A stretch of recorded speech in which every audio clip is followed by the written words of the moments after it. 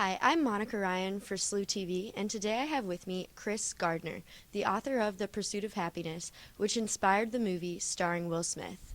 Welcome to SLU, Chris. Thank you. So, through your experiences, for people that haven't read your book, what would you want them to get out of it? Go buy the book.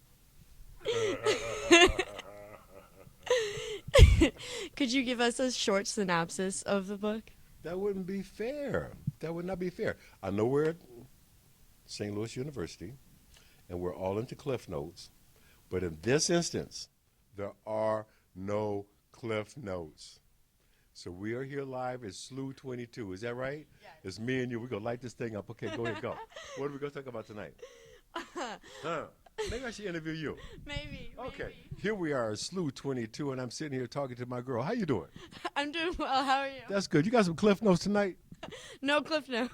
That's it. Thank you, folks. Tune in next week.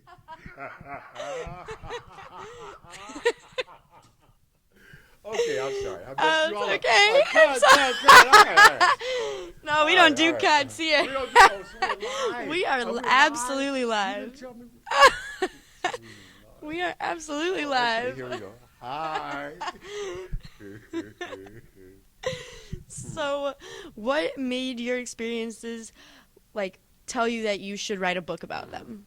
I had to do the book because there is a school of thought that says that we are all products of our environments. And according to that school of thought, I should have become a whole different person.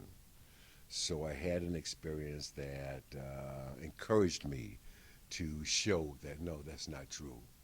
That we are not all products of our environments and that we have the power of choice. And I made some choices. What was the biggest choice that you made?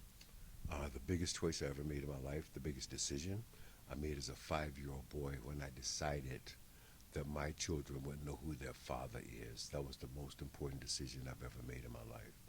That's a very noble decision, for sure. So did you ever expect the book to become a movie? No. Nobody lives their life thinking that one day this is going to be a great movie. You don't live your life like that. The truth of the matter is, the book itself has now been published in over 44 languages, including 6 dialects of Chinese. Who knew? That confirms the book was never about me. It was about all of us who had every opportunity to become any of that negative stuff that was right on our faces, but we chose to go the other way. So the book is not about me. Through the movie, do you think that it accurately represented what you wanted to get across in the book? I was on the set because Will Smith asked me to be there every day for 17 weeks of filming. I could not be more happy or proud of the work that he and Jaden, and particularly our director, Gabriel Muccino. I could not be happier. And what's up next is the sequel. Really? There's going to be a sequel?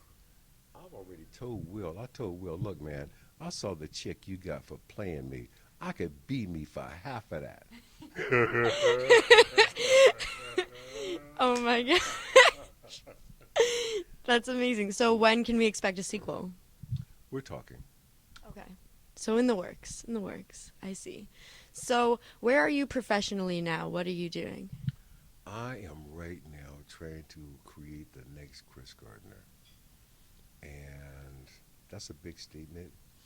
And I'm proceeding to do that. In the last 10 years, I've spoken in over 80 countries. And I'm finding these young people all over the planet that are passionate and committed to becoming world-class at doing something, and I'm doing everything that I can to encourage and help them. That's cool. So can you give an example of the most powerful impact you've had at one of these speeches where you've talked? I met a young man last year in Madrid, Spain, who is blind, who lost his sight as an 8-year-old, who was ready to end his life. But then he went to see a movie called The Pursuit of Happiness. And though blind, athletically gifted. He went on to the Olympics, Paralympics in China, and won 7 gold medals. And he says to me, I see now that my blindness was a gift, not a curse. And I got to tell you, man, there have been so many stories like that all over the world, some of which happened right here in St. Louis. I'll never forget. That's amazing. So have you spoken around St. Louis before? I've been to St. Louis and I've been to this school, but when I was here, you were still in kindergarten. Oh!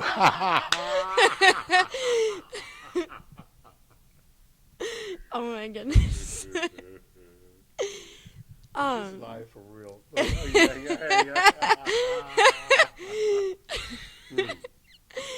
yeah.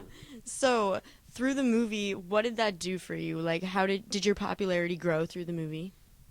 When 1 billion people around the world learn your name, yeah, I've got to tell you, and to have the book published now with like 6 different dialects of Chinese, that is huge. 6 different dialects of Chinese. I will never forget this. I'm in Hawaii. I'm on vacation.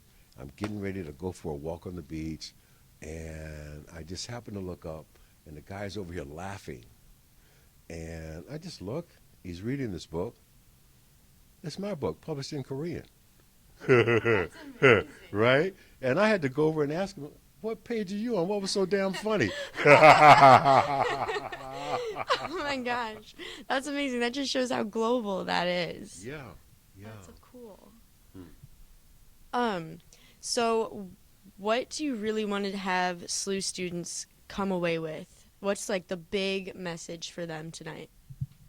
That they've been given permission to dream from the CEO of happiness. And that's how we do it at SLU 22!